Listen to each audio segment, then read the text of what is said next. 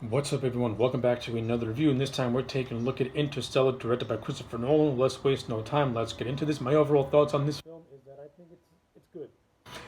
I think Interstellar is an overall good movie, though I will not hold it in high regard to other Christopher Nolan movies because I think at the end of the day, I think Interstellar is my least favorite out of all of his movies.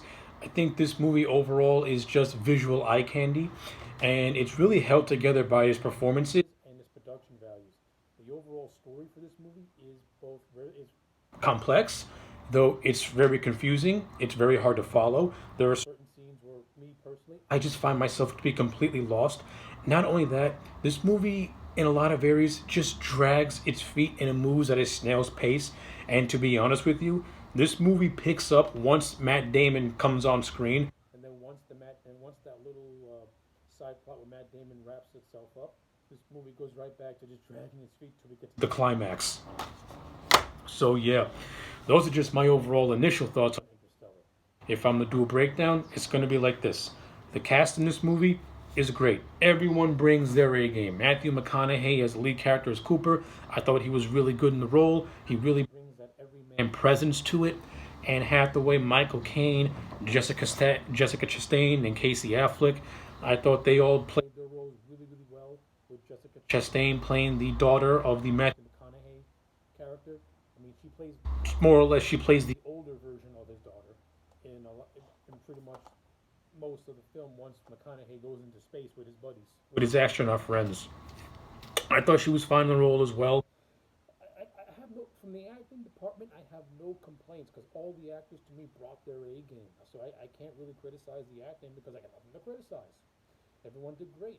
From a production standpoint, this movie invokes a lot of imagery as seen in 2001 Space Odyssey. This movie, and for that, I appreciate that because 2001 Space Odyssey had a very scientific, authentic look to it, mainly because Stanley Kubrick managed to create these things that just looked fantastic and they looked real. Interstellar is no different. This movie has that realistic look by its use of miniatures and practical effects and just very little CGI just to do little minor touch ups here and there. But overall, all the effects in this movie are in camera and they look utterly fantastic. The way Nolan created his version of the galaxy looks fantastic. The planets that the astronauts travel to have their very own distinct look to them, and I applaud Nolan for that.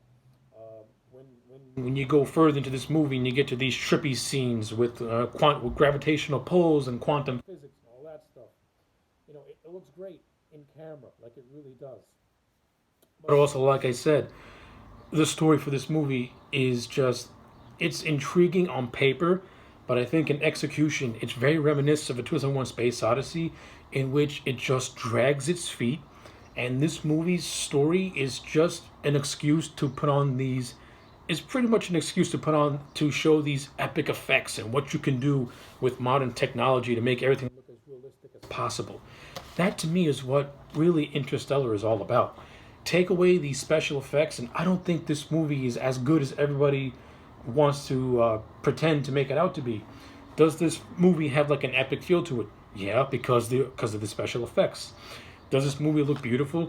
Yeah, because the cinematography is fantastic and Nolan's direction and his attention to the detail with the effects make this movie look the way it looks. But like I said, if you take all that away from a story standpoint, I really don't think there's anything here to really sink your teeth into. Because me personally, since I am not a science guy or a science whiz, I found this movie to be completely and utterly boring. And certain scene, well, yeah, actually, yeah, most of this movie to me is kind of boring because it's just mostly people just talking about quantum physics and stuff that's all sciencey. And I'm just like, I have no idea what you guys are talking about. I am so confused. Like no one in this movie acts like a real person. The only person who actually who actually feels human, are McConaughey and Chastain. Everyone else just they talk in these overly scientific words, and I'm just scratching my head trying to figure out all this stuff means. And like I said, large chunks in this movie can really drag and be boring. It does have some good, action sequences.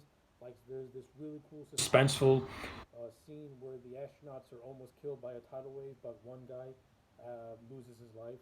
And the whole section with the Matt Damon character, Dr. Man, is actually, to me, the best stuff in this entire movie because it's revealed that man that man is trying to complete his mission that he's in, so he tries to kill off McConaughey and his crew in order for him to complete his mission. That whole little subplot to me is kind of the best part of the entire movie. And then once the Matt Damon character gets, I'm back to just waiting for this movie to end, and that's pretty much my thoughts on Interstellar. Like, I don't have a lot to say about this movie because I've only ever seen it twice because that's how long I can sit through it. I've seen it the amount of times I've seen 2001 Space Odyssey. There are two movies that are built on just awesome visuals and solid performances, but their overall stories are a drag. This movie goes on for nearly 3 hours, and to tell you the truth, the story that this movie tells, you can get it done in 2 hours and 10 minutes, not 3 hours. Like, you can literally cut 30 to 40 minutes out of this movie, and to tell you the truth, you're not really gonna miss much. Like, you're really not gonna miss much, especially if you just stick to the core essentials that this movie is built upon, and keep all your your set pieces and visual eye candy. I think this movie could have been much better than what it really is, to be honest with you, and that's just my opinion. So yeah, as an overall grade for me, Interstellar is gonna get a. I'm gonna be generous and give it a 7 out of 10, mainly because I think if I were to compare this to 2001, I would watch Interstellar before I watched 2001, mainly because 2001 is a boring movie. At least this movie tries to add some sense of just excitement to it, so to speak, by having some action sequences that are actually done in a very thrilling way.